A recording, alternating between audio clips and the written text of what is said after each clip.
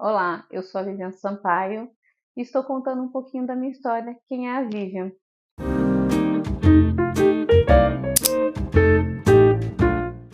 E nesse episódio eu vou falar um pouquinho sobre o meu casamento, meu primeiro casamento. Eu me casei muito jovem, com 24 anos de idade, aquele sonho de construir uma família cristã, uma família que se perpetuasse e que tivesse todos os mesmos valores que eu. Porém, não foi assim. Infelizmente, eu sofri alguns assédios nesse casamento, sofri assédio patrimonial, assédio de violência, e aquilo que era para ser um sonho, ele se transformou em algo que virou um terror. Eu tinha até dificuldade para retornar para casa. Então, eu era totalmente contra aquilo que eu sonhei, que eu imaginei.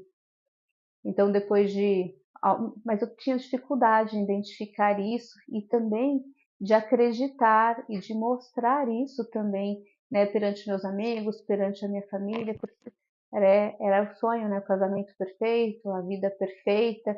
Já tinha feito algumas faculdades, estava no auge da minha carreira, no início, e como isso que acontecia comigo. Então, eu não queria aceitar isso. Então, eu tive que trabalhar isso muito com Deus e comigo mesmo para poder encarar. Então, ainda tentei perpetuar isso por alguns anos e depois de 5 anos, onde a situação já estava muito ruim, eu tomei coragem para assumir isso perante a sociedade, perante os amigos, perante a família. E óbvio, não foi muito bem aceito, porque ninguém sabia, né, o que acontecia. Então eu tive que recomeçar a vida várias vezes. Então a minha vida sempre foi uma vida de recomeço. Eu até brinco, né, que eu já nasci devendo, eu já nasci é, correndo, né, desde o primeiro nascimento. E logo depois disso eu passei a morar sozinha, eu não voltei para casa dos meus pais, e foi aí que eu me potencializei mais ainda, estudando, enfrentando a vida. E depois de alguns anos, e aí sim me casei novamente. E passei a olhar, né, o mundo com outro olhar. Hoje, uma das coisas que eu tenho aprendido muito é conhecer, assumir, saber que pode não dar certo. E quando não dá, tá tudo bem. Você não tem que ficar se menosprezando por isso, ficar se retaliando. Você tem que fazer isso mudar.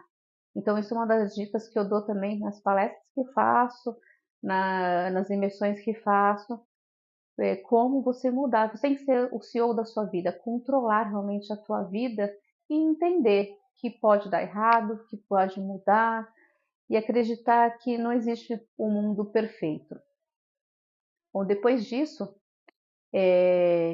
como eu disse, né, todas as vezes que acontecia alguma coisa, eu sempre me potencializava para ser mais, para buscar mais, porque eu acreditava que eu tinha que sempre ser melhor e melhorar. Aí eu peguei, passei alguns anos solteira, como eu disse, aí tive um outro casamento, depois disso tive minha primeira filha. Eu já era CFO de uma empresa e eu estava ali, né, na primeira responsabilidade, um sonho construído desde menina. Uma menina, quem diria que aquela menina que vendia verduras, que fazia faxina, que não tinha nem sapatos para usar, usava sapatos usados, estaria ali. Então, para mim, aqui o mais importante era estudar, estudar e trabalhar.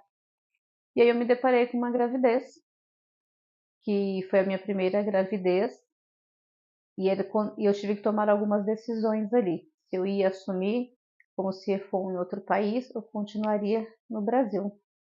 E aí eu decidi pela minha filha, que ela veio e mudou de fato a minha vida, me ensinando a ser mãe, e me ensinou muitas outras coisas, e me ensina o tempo inteiro, que foi a Naomi, minha primeira filha, que é um ser humano extremamente iluminado, extremamente inteligente, assim, e é um dos meus combustíveis diários todos os dias.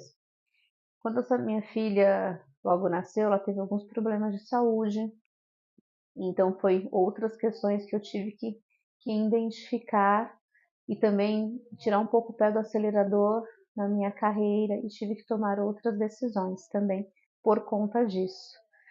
E nós mulheres é muito mais difícil quando as coisas acontecem conosco, porque eu sempre tive que provar 100 vezes mais em qualquer mesa que eu sentava que eu era muito mais capaz que qualquer homem e depois de qualquer outra pessoa que construiu a sua faculdade, construiu a sua carreira, não em faculdades renomadas, mas que veio, né, da periferia, uma mulher afro-índia, que veio com diversidade geográfica, com vários tipos, né, de dificuldades.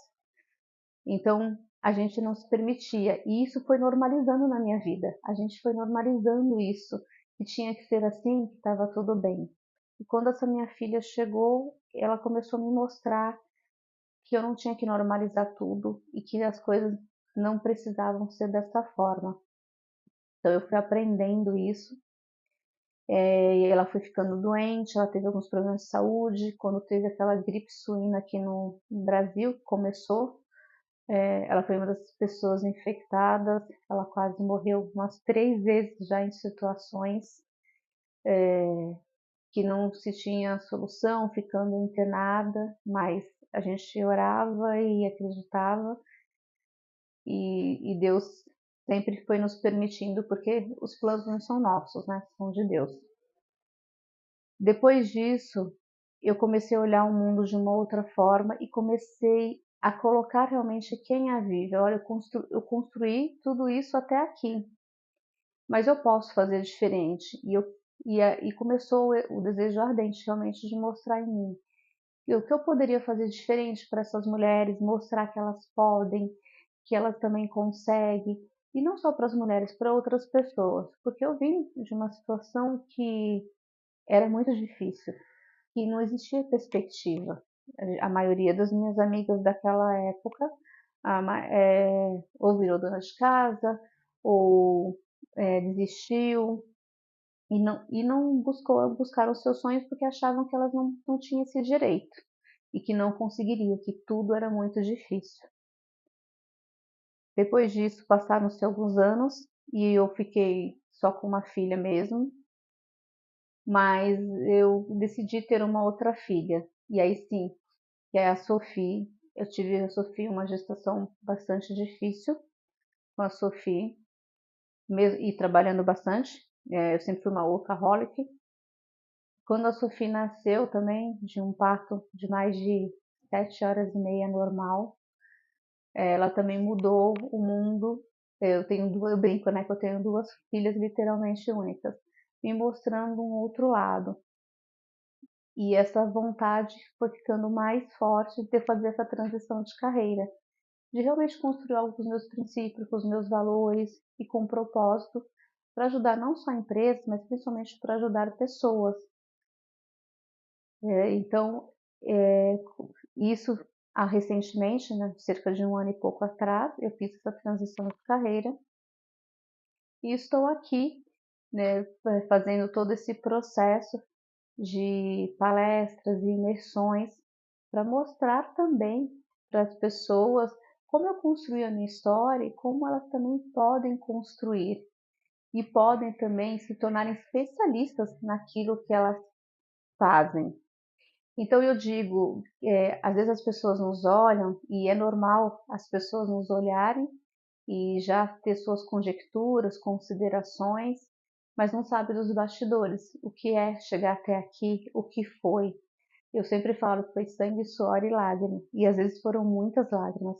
No meu primeiro trabalho, eu cheguei, assim, eu tinha uma situação de vida bem difícil. Eu chegava às vezes a comer a marmita, eu comia arroz com farinha sentada no vaso sanitário dentro do banheiro porque eu tinha vergonha perante os colegas, mas era a condição que tinha na minha casa. Então eu quis mudar isso. Então eu me preparei, eu me formei para mudar essas condições e mudar não só a minha vida, por isso que eu falo, né, que nós somos agentes de transformação, mas mudar o meu entorno, mudar na minha família. E aí, um outro ponto crucial na minha vida foi também quando eu concorri para uma vaga de uma empresa muito grande, e quando eu tinha lá os meus 15 anos, eu passava de ônibus, eu olhava para aquela empresa E eu falava assim comigo mesmo, eu vou trabalhar nessa empresa. Então, outro ponto importante, a gente tem que acreditar e a gente, além de correr atrás dos sonhos, tem que ter pensamento positivo e visualizar o que a gente almeja. E a vaga era assim, formado na faculdade XYZ, não queria saber se você tinha, né, conhecimento, retórica, então assim, um dos pré-requisitos até para inscrição tinha que ser faculdade isso, faculdade X, faculdade daquilo, para saber se você é passando de fases. Mesmo assim, eu sempre fui muito audaciosa, eu me inscrevi e fui concorrendo, né, em todas as fases, que duraram mais de 3 meses, e fui uma das pessoas que conseguiu a vaga, né? Na verdade, foi eu que consegui a vaga. Então, foi um outro ponto importante na minha vida, foi um marco isso. Acreditar que a gente é capaz, dentro dos nossos valores, dos nossos princípios, e não desistir. A gente também tem que fomentar as nossas expectativas, os lugares, as pessoas que a gente quer estar junto. Então, essa foi uma fase muito importante. Isso me ajudou muito nessa empresa, no meu crescimento. Se você quer saber um pouquinho mais da minha história, se inscreva no canal, compartilhe com seus amigos e vamos até o próximo episódio.